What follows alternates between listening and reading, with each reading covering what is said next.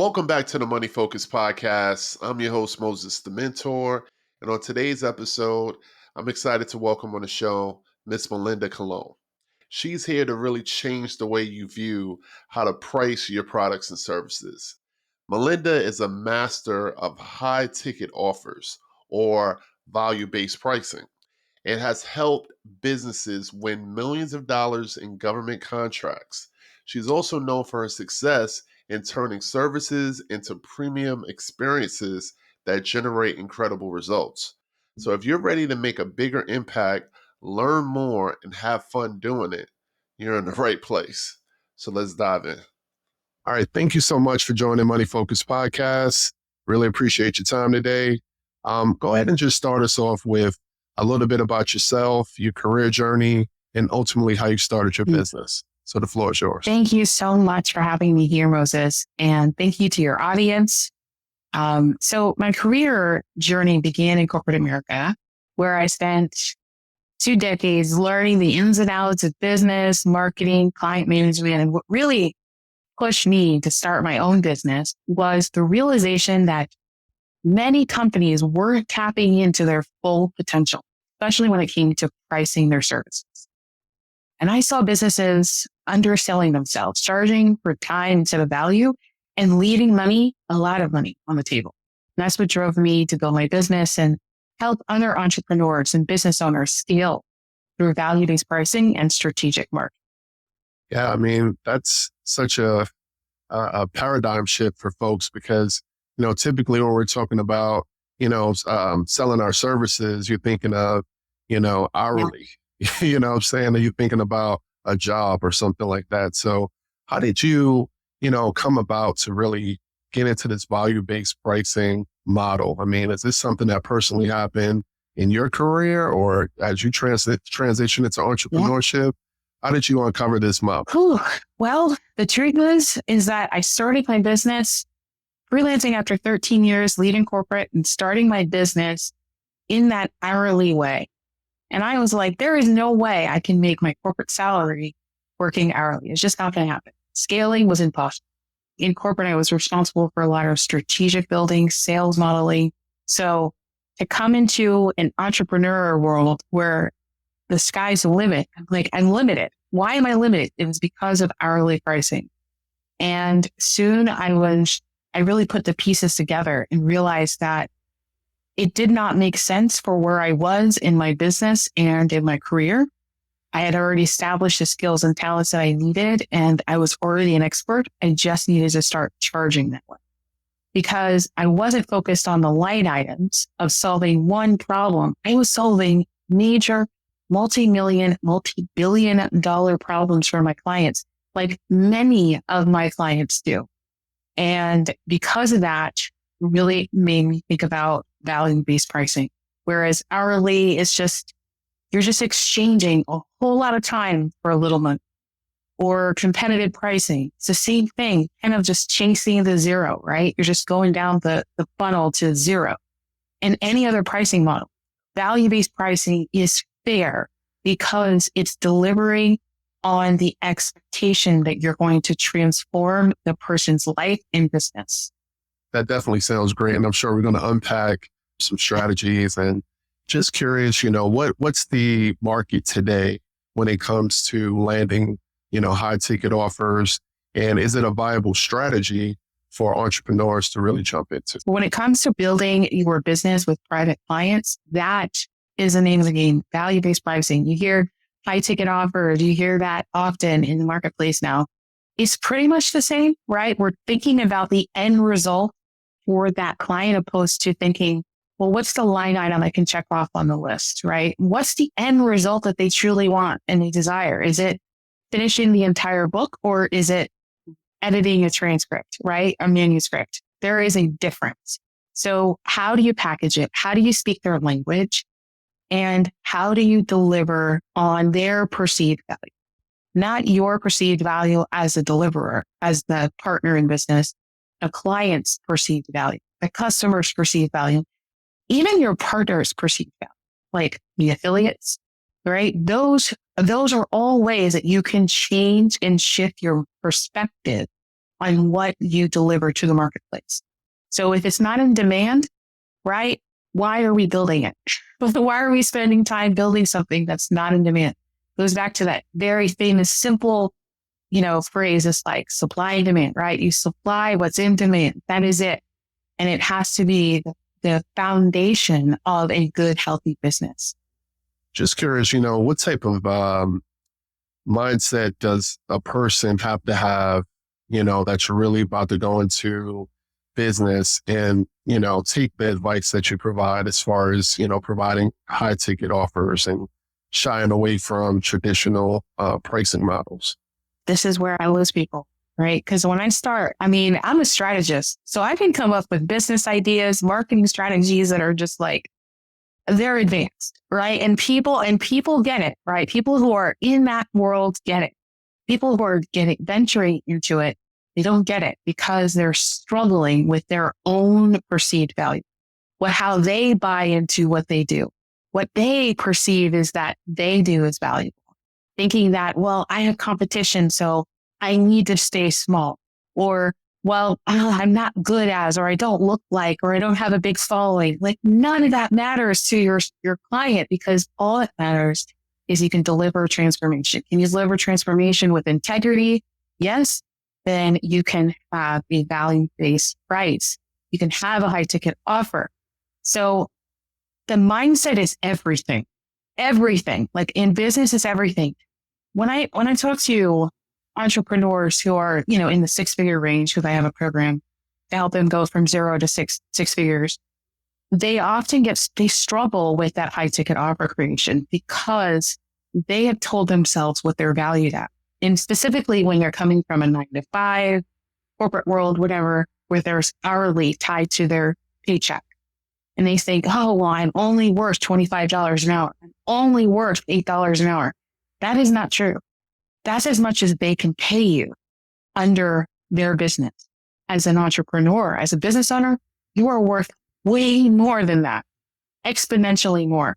So I call it corporate residual. If you're coming from corporate into entrepreneurship, it's like this residual mindset of, I'm afraid, right? Like I'm scared of just about everything, to stand out, to speak up, to be a brand, to be different, to say that I'm an expert. Someone's going to find me out, like just all of those mindset barriers. And none of it's true.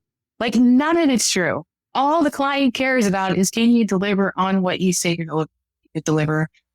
And what's really cool is that once you can find someone who is passionate about what they do, oh man, people will just flock to you. They'll just flock to you. When you can talk about what you could do for them, they just flock to you because they're attracted to your energy. They're attracted to what you bring to the table, the room, and it's exciting to them. And so it's really about just changing what we think of ourselves, because we were created perfect. God created us perfectly. We just have to believe it for ourselves, because we're the only ones that don't believe. That's deep. And, that's, what can keep people from that abundance that they, may be destined for. But if you're just going to stay in a mindset of lack, it's really pretty much you'll stay there pretty much, because the mind is going to control everything that you're doing. I think for sure, for me personally, I had a mindset of, hey, I want this to be attainable for everybody. I want everybody to get this knowledge. I want everybody to be able to tap in. And, the more and more I've been out here and promoting my services, I realized that, people that are ready for it, like they have the mindset to really want to grow in real estate or investing, they'll find a way to pay me. But the ones that are really passive and they just rather go to a concert or go to a game, that it's funny, the prices are too high when it's for a service like mine in some cases, but you can find the money to go to, a Beyonce concert, for example. You see what I'm saying? So the value is there. People can find a way to pay. They just have to, see your value. So instead of being upset, because I'm not even gonna lie to you, I've had times where I'm like, wow, why would someone want to support me? I think what I've come to grow to understand is it's just not my client. Yeah. Just Yeah. not, Yeah. it's just this what it Yeah. is. You might be a friend of mine, you might be a coworker of mine, you might be family, but that doesn't necessarily mean that you're the right person for me and my Yeah. business. Because the right person will pay it. Right person and the right person at the right time. Sometimes, it's like, so I'm Christian, I'm a God girl, and I like to talk about Jesus every once in a while, right? Just bring him into the message. But in the Bible, how many times does God remind us of who he is? Sometimes the sheep still need to hear it over and over and over again in their journey. It may not be the right time yet. It might be the seed that's planted because they have to first just relinquish what they have been believing for so long subconsciously so that they can step into a new identity. And that takes time. And every time we see that, when we level up, what happens? Relationships are, rocky ground, and our way of looking at ourselves is different. And, maybe their money is fluctuating up and down. Like just so many things go on, and we think this is not the way. No, that is actually the opposite. It is the way in order to get to where you need to go. It is something we have to talk about faith, right? Whatever you believe in, do you have faith that you can accomplish the thing? Or do you want to be a drifter like Napoleon Hill explains in Think and Grow Rich, right? Do you want to be a drifter? Do you want to go to the concert and, just have all the trips and all the vacations and then dream of the shoulda, coulda, wouldas? Or do you actually want to take the shoulda, coulda, wouldas and make the dreams a reality? Because the faster you make the dreams a reality, the more you can enjoy all the things that you're enjoying right now. And the more experiences that you have on. There's this book I wanted to mention to your audience. It's called Outwitting the Devil by Napoleon Hill. Have you heard of it, Moses?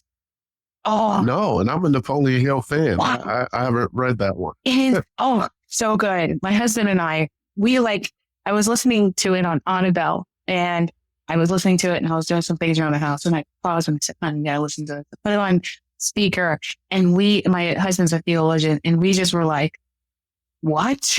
It was deep. It was a conversation with the perceived lack, right? The serpent, and him saying he had to be honest, and he had to say what he does in order to manipulate people. He loves drifters. He loves people that can't make up their mind. He loves people that say, and I don't know. He loves people that just go from work home to sit on the couch to work home, sit on the couch. He loves that. He hates, and he cannot do anything with people who have a vision, who have a definite purpose. He can't touch you.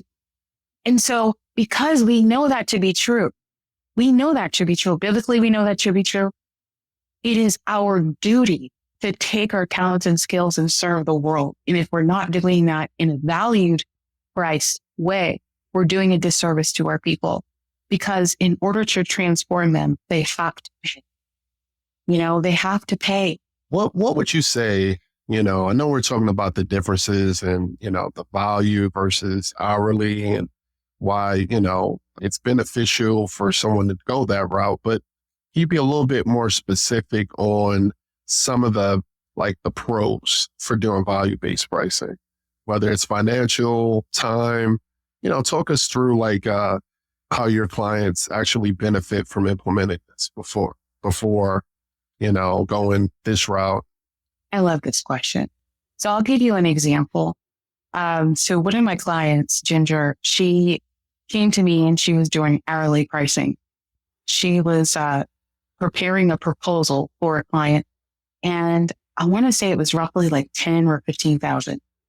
And we sat down and we looked at the offer, and we were trying to craft it, to figure out exactly what was the result, the value that they would get out of the thing that she was doing for them, which is a lot bigger, a lot more than what she was putting out in paper, because she was comparing it to what the market was saying that she's supposed to do. You see what I'm saying? The light items, the description, everything.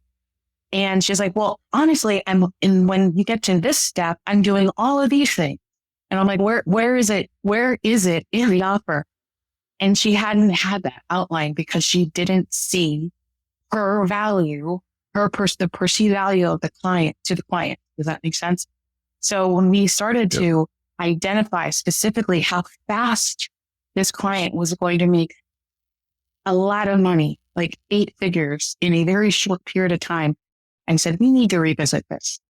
And we went from a 14 to a 70K offer. Now that's within a day of our VIP. It was a VIP client. That was within a day. She was able to sell that offer to that client. And now she has that offer. So now she has that offer. All she has to do is look for more clients that need that offer. How easy is that? How easy is that?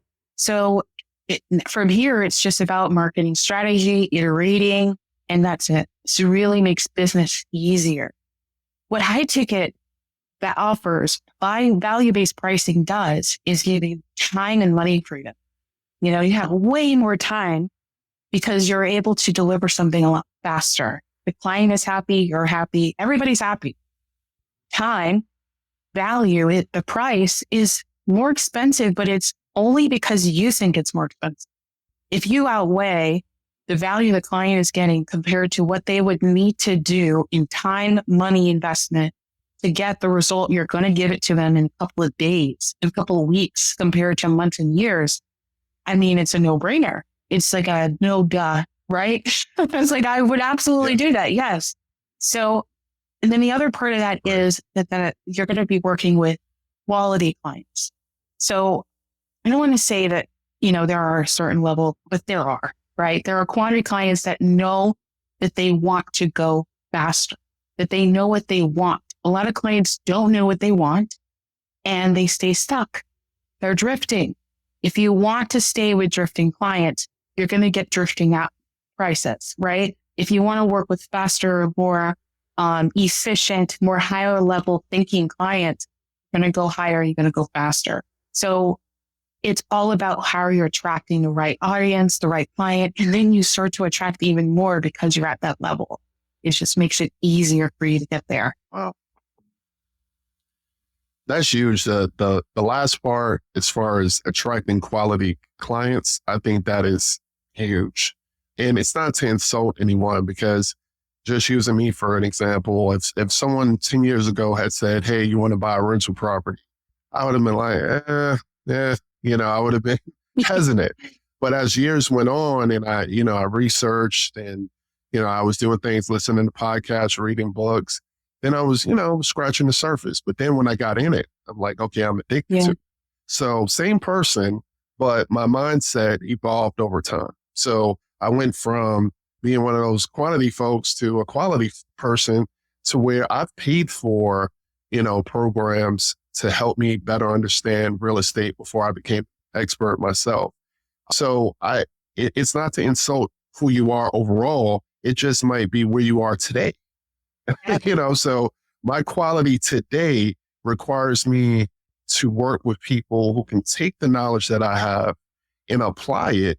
Then they can, create these success stories and then tell other people, versus, people will buy a course or buy a product and then they sit it on the shelf because they're not ready to take action. Right. So I love that. Yeah. So good. That's the thing. It's that everyone has an opportunity to level. It's a decision. We all attract what we are. So if we are feeling stuck or overwhelmed, stressed, we're going to attract clients that are stuck, overwhelmed, and stressed.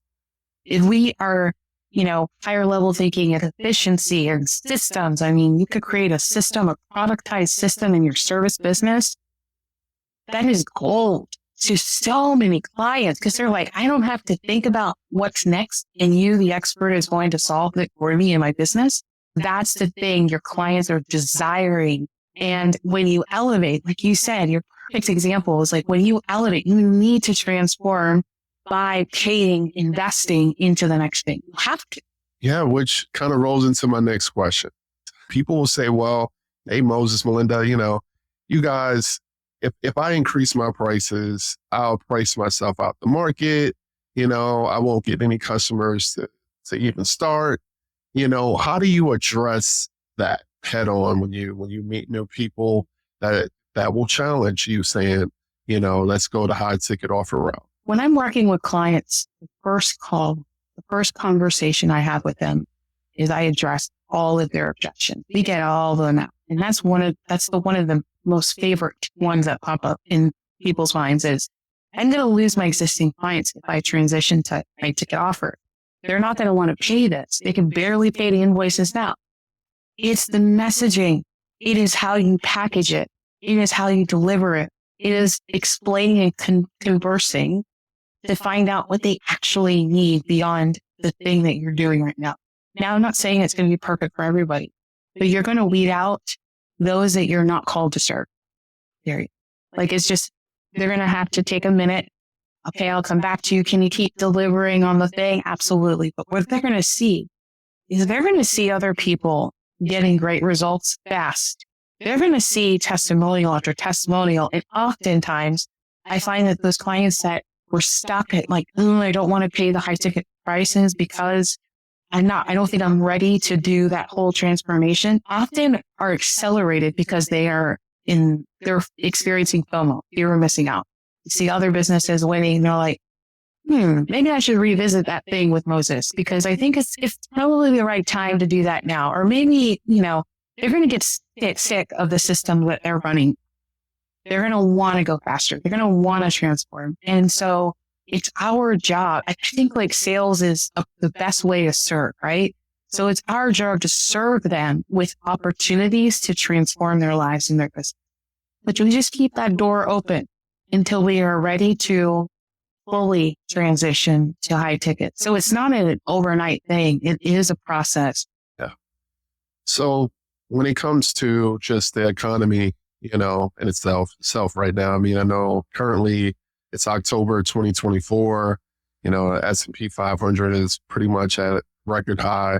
So the economy is technically doing well right now. The unemployment is ticking up a little bit, but, things could change, right? So how does high ticket offer this strategy work when companies start to feel the stresses of, budgets and growth and things like that?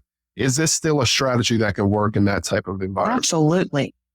There are different types of problems. There's problems that are kind of like an ache. I'll wait a couple of weeks before I call the doctor. There's problems like a pain where my entire arm does not work and I need to go to the ER. You're going to want to solve the second one.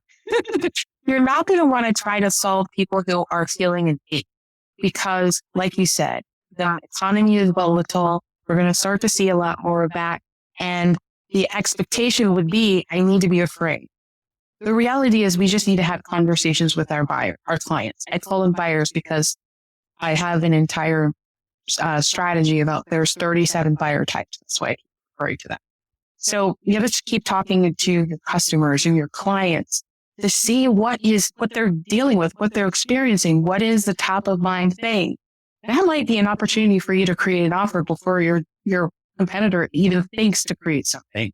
While they're looking at the tidal wave, you're ahead getting the surfboards and the boat, So like, what can you do to be ahead of the game is having a conversation, picking up the phone and talking to them.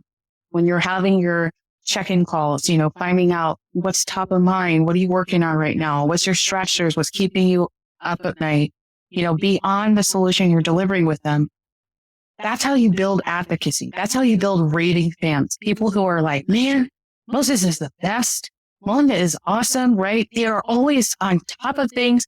They solve problems before I even ask them to, because they see that it's painful. It's too painful to go on like this.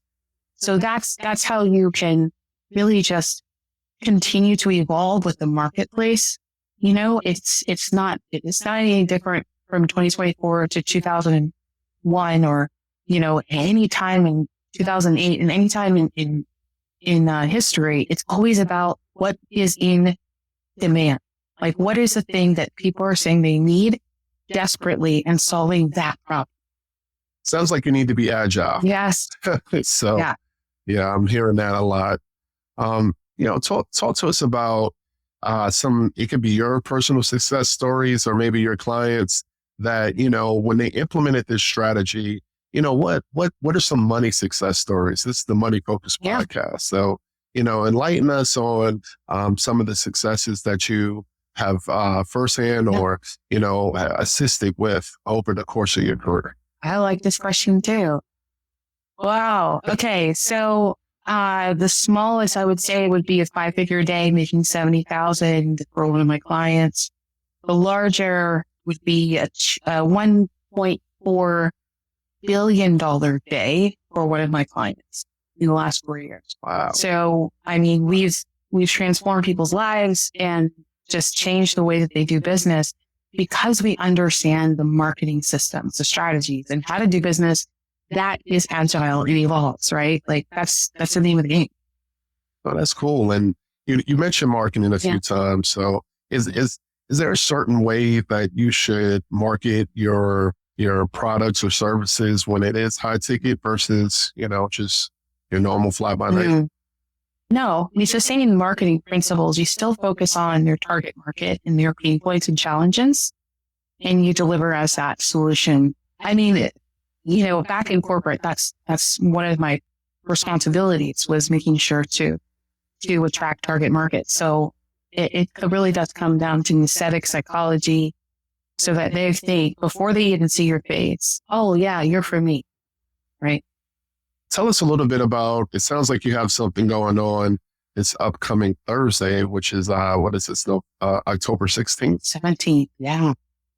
17th. So, yeah, tell us a little bit about what you have coming up. Well, I have a masterclass coming up, and it's called GovCon Millions, GovCon Millions.com. It's a 4-hour masterclass where I am helping business owners, entrepreneurs, create a revenue stream with government contracts. And it's a lot of fun, changing their worlds, changing their lives. And for those legacy builders that are ready to go full throttle and grow their business exponentially, come on in. Happy to have you. Government contracts. What type of government contracts? U.S. government contracts. Federal, state, local government contracts. So, I mean, just anything that the government buys, which is just about everything. That's what we talk about. Okay. Yeah, it's fun. Wow. How can someone sign up? They go to govconmillions.com. We start general admission at 10 a.m. and the VIP starts at 9 a.m. Eastern Standard Time. And y'all, if you join VIP, let me tell you something. If you have any questions related to your business and government contracts, you got to be in the VIP. It only makes sense. It only makes sense. Now I drop a lot of secret sauce in general admission, like a lot. People usually say, man, you're giving too much away. Like, I just can't help it. I'm a servant-hearted person. Like, I want you guys to go fast.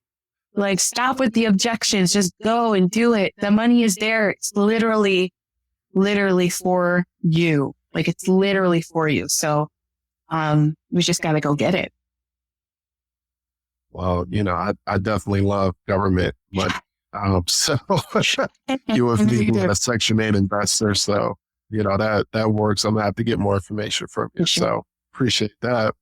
So what final thoughts or advice would you have for someone who is, maybe in the 9-to-5 world today and they're looking to start a business or start a service, freelance, whatever it may be, and they're concerned about value-based pricing? Like they're not really getting their value.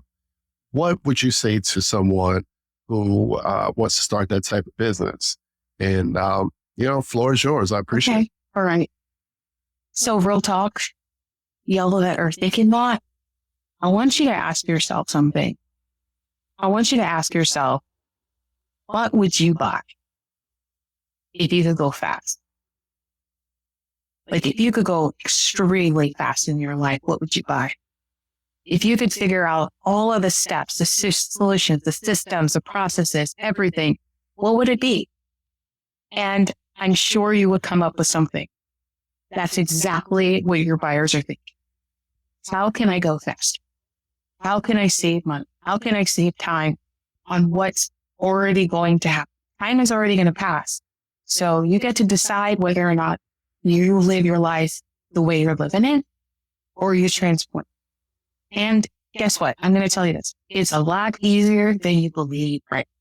You just have to shift your beliefs. That's the only thing. Nothing is in your way. In fact, everything is held up for you, not against you. It's just because right now your perspective from where you are down here needs to go up here. Once you're up here, my friends, you go higher, you can see the entire valley from where you are and enjoy and celebrate the journey because it'll be that much sweeter. You'll be so much stronger and you'll have a lot more to give the people you're called to serve. So just think about what you would deliver and what would you buy and just go out and deliver that so that you can buy the thing you want. Well said. Well said. And before you go, tell the audience how we can stay in touch with you, website, social media, go ahead and give us a list of that so we can make sure to continue to tap. Oh, I got it easy for you. So go to melindacolon.com/gift. melindacolon.com/gift. I'll make sure to give Moses that link and you'll be able to connect with me all over the interwebs, find out what's going on in my world. So you can go to master classes, whichever ones I have going on, or even see me at a speaking event. So yeah, melindacolon.com/gifts. Perfect. And I'll definitely include that in the show notes. So again, Melinda, thank you so much for joining the show. Welcome. Thank you. Out.